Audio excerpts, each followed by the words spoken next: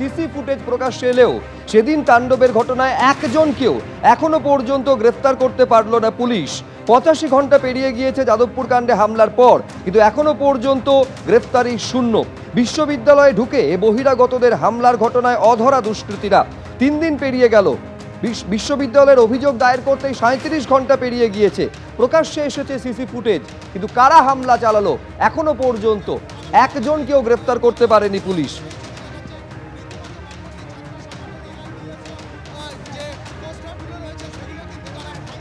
যাদবপুর বিশ্ববিদ্যালয়, যে যাদবপুর বিশ্ববিদ্যালয় গত বুধবার দিন রাত্রিবেলা আমরা যে জায়গায় দাঁড়িয়ে রয়েছে এই হচ্ছে 4 নম্বর গেট। যে 4 নম্বর গেটে একেবারে থেকে দেখা যাচ্ছে সিসি ক্যামেরা ফুটেজে এই গেট ধাক্কা দিয়ে খুলে ভেতরে প্রবেশ করছে একদল হাতে লাঠি নিয়ে, এবং তার পরবর্তীকালে ভেতরে কি পরিস্থিতি তৈরি করেছিল সেটা তুমি দেখেছো। বিভিন্ন ফুটেজ থেকে সামনে সিসি ক্যামেরা ফুটেজ ছাড়াও যে দেখা যাচ্ছে এখান থেকে যাচ্ছে এবং তার পরবর্তীকালে ভেতর দিকে যেতে যেতে ব্যানার, ফ্লেক্স, হোর্ডিং ছিঁড়ে দিচ্ছে একদল তাদের যারা এবিভিপি সমর্থক বলে একেবারে স্পষ্ট করে কিন্তু অভিযোগ উঠেছে। এবং তার পরবর্তীকালে এখন অরবিন্দ ভবন, যেটা হচ্ছে প্রশাসনিক ভবন, সেই জায়গায় গিয়ে ছাত্রছাত্রীরা যারা সেই সময় ছিলেন তারা আতঙ্কিত হয়ে অরবিন্দ ভবনে আশ্রয় নেয়। তখন অরবিন্দ ভবনের বাইরে একেবারে আগুন জ্বালাতে পর্যন্ত দেখা যায়। পুলিশ প্রথমে কি বলেছিল? পুলিশ বলেছিল যে একেবারে হচ্ছে যে প্রথমে তিনি হচ্ছে পুলিশ হচ্ছে ভিসির সঙ্গে যোগাযোগ করেছিলেন, ভিসি বা অথরিটিকেও সঙ্গে কথা বলা যায়নি। পরবর্তীকালে 100 ডায়ালে ফোন আসে এবং তার পরবর্তীকালে হচ্ছে প্রো ভিসি পুলিশের সহযোগিতা চায় এবং তারপর পুলিশ আসে, এসে হচ্ছে যারা এখানে ছিলেন বহিরাগত তাদেরকে বের করে দেয়। বিভিন্ন মোড় প্রশ্ন তলে পুলিশ যখন বের করে দিচ্ছে তখন তাদেরকে গ্রেপ্তার কেন করছে না? যাদবপুর বিশ্ববিদ্যালয় মতো একটা জায়গা, সেই জায়গায় এসে এই পরিস্থিতি। অন্যদিকে ঘটনা সূত্রপাত রাত্রি 9টা নাগাদ। রাত্রি 9টার সময় হচ্ছে ফেডসুর একটা জেবি মিটিং, সেই জেবি মিটিং নিয়ে গন্ডগোল এবং তার পরবর্তীকালে হচ্ছে যে তারা হাসপাতালে গেল আহত অবস্থায়। তার পরবর্তীকালে সেখানে উত্তেজনা পরিস্থিতি তৈরি হলো। এরপরে কি দেখা গেল? এরপরে হচ্ছে ঘড়ির কাঁটায় রাত্রি 12টা 36 থেকে 40 মিনিট নাগাদ সিসি ক্যামেরা স্পষ্ট দেখা যাচ্ছে যে যাদবপুর বিশ্ববিদ্যালয়ে একদল তারা আসছেন হাতে লাঠি নিয়ে, তারপরে ইউনিভার্সিটির ভেতরে প্রবেশ করছেন এবং তারপরে রীতিমতো একেবারে তাণ্ডব চালাচ্ছে। এবং এই জায়গায় যে এতটা সময় চলে গেল, অর্থাৎ রাত্রি 9টা থেকে যদি দেখো যে 12টা 36, পুলিশ বলছে সেই সময় তারা হচ্ছে ভিসির সঙ্গে বা হচ্ছে অথরিটির সঙ্গে কেউ হচ্ছে ফোন ধরেনি। তারপরে রাত্রেবেলা যখন পুলিশকে সহযোগিতা চাওয়া হয়, পুলিশ যায় বহিরাগতদের বের করে দেয়। বিভিন্ন মূল প্রশ্ন তুলছে সেটা হচ্ছে রাত্রি 9টা থেকেই গন্ডগোল সূত্রপাত। রাত্রি 12টা 36 দেখা যাচ্ছে গেট খুলে ঢুকে যাচ্ছে।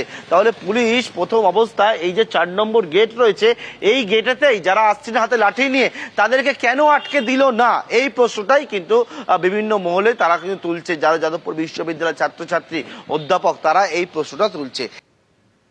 যাদবপুরের এই তাণ্ডবের ঘটনা প্রসঙ্গে গতকাল প্রথম মুখ খোলেন মুখ্যমন্ত্রী শুভেন্দু অধিকারী এবং তিনি বলেন যে যাদবপুরের ভিতরে ও বাইরে জাতীয়তাবাদ প্রতিষ্ঠা করবই, ক্যাম্পাসে বন্দে মাতরম বলতে দেওয়া হয় না, জাতীয় পতাকা তোলে না। গতকাল এভাবেই আক্রমণ শানিয়েছিলেন তিনি।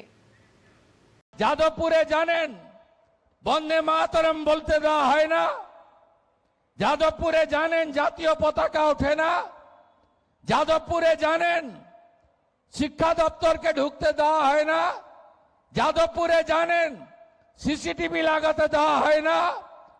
যাদবপুরে এক শ্রেণীর টুকরে টুকরে গ্যাং, এক শ্রেণীর জিহাদি, যারা রাষ্ট্রবিরোধী, যারা 26শে জানুয়ারি 15ই আগস্ট পালন করে না।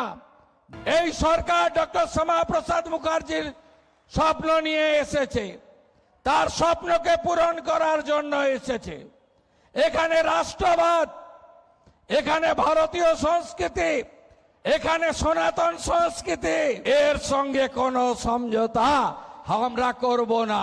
জাতীয়তাবাদ প্রতিষ্ঠা করতে হবে শিক্ষা প্রতিষ্ঠানে, শিক্ষাঙ্গনে, শিক্ষার পরিবেশ যেমন বজায় রাখতে হবে, সেটা আমাদের অগ্রাধিকার। সাথে সাথে জাতীয়তাবাদকেও প্রতিষ্ঠা করতে হবে। টুকরে টুকরে গ্যাং, জিহাদি গোষ্ঠী, কাশ্মীর মাঙ্গে আজাদি, এসব কথা যারা বলছে তাদের মুখ সেলাই করার দায়িত্বটা আমাদের। যাদবপুর বিশ্ববিদ্যালয় কাণ্ডে ফের হুঁশিয়ারির সুর রাজ্যের পঞ্চায়েত মন্ত্রীর। দরকার হলে পুরো সার্জিক্যাল স্ট্রাইক হবে বললেন দিলীপ ঘোষ। সার্জিক্যাল স্ট্রাইক চলছে তো, দরকার হলে পুরো সার্জিক্যাল স্ট্রাইক হবে। কোনো দেশদ্রোহী আর সমাজ বিরোধীকে আমরা ওই রকম শিক্ষাঙ্গনে দাদাগিরি করতে দেবো না। তো সংঘর্ষ হবেই যে কোনো পরিবর্তনে। যদি মহাভারতের যুদ্ধ থেকে ভগবান শ্রীকৃষ্ণ পিছিয়ে যেতেন তাহলে ধর্মরাজ্য প্রতিষ্ঠা হতো না। তো ধর্মরাজ্য প্রতিষ্ঠা হবে এখানে। যার অসুবিধা হচ্ছে সে নিজেকে ঠিক করুক। যাদবপুরের ঘটনার প্রসঙ্গে আগেই সমালোচনায় সরব হয়েছিল কালীঘাট ট্রুবল। বিধায়ক কুণাল ঘোষ কি বললেন শুনুন। তদন্ত করে দেখা হোক যে বাইরের লোকদের কিভাবে ঢোকার ব্যবস্থা করে দেওয়া হলো, বাইরের লোক ঢুকলো কিভাবে, কারা দায়ী, বাইরের লোকটা ঢুকলো কিভাবে, হামলা চললো কেন। বিধায়ককে তো একজনকে দেখা গেল, যদিও সেই কেন্দ্রের নয়, তিনি তো আবার ইতিহাস ভূগোলই জানেন না কোন কেন্দ্রে তার কোনটা পড়ে আর কোনটা পড়ে না। তো তাকে দেখা গেল বলছেন সারা রাত হামলা চলবে। এবিপি আনন্দ, এগিয়ে থাকে, এগিয়ে রাখে।